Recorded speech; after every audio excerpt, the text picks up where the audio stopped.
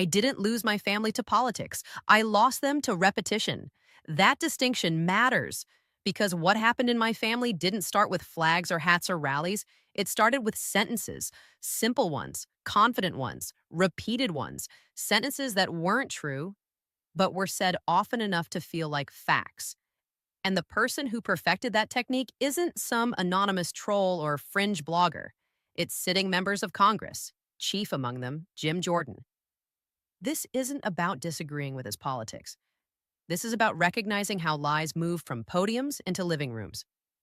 The trick isn't the lie, it's the loop. Jim Jordan doesn't argue facts. He plants narratives. He asks questions that have already been answered. He frames settled reality as suspicious.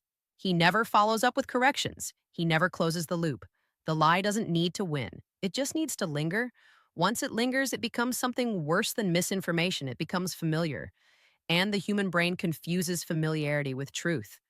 Say it confidently, repeat it emotionally, never resolve it. Let others spread it for you. By the time it reaches your family, it doesn't sound like propaganda. It sounds like something they heard a lot. Here's the part people don't want to admit. You can debunk every single claim. You can show sources. You can walk through logic step by step. And it still won't land because by the time a lie reaches the dinner table, it's no longer about truth. It's about identity. Admitting the lie would mean admitting they trusted the wrong people. They were manipulated. They repeated something harmful.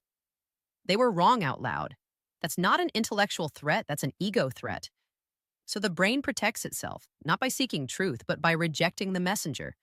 Those aren't arguments, they're defensive reflexes. This is the part that hurts the most. The people repeating these lies aren't monsters, they're parents, siblings, friends, neighbors.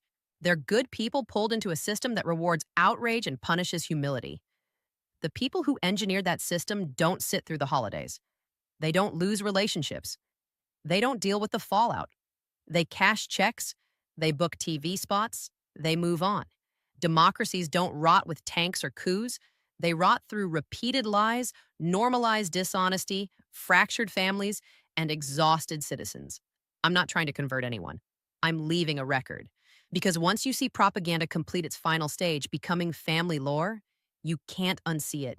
That's not darkness. That's clarity. And clarity right now is dangerous.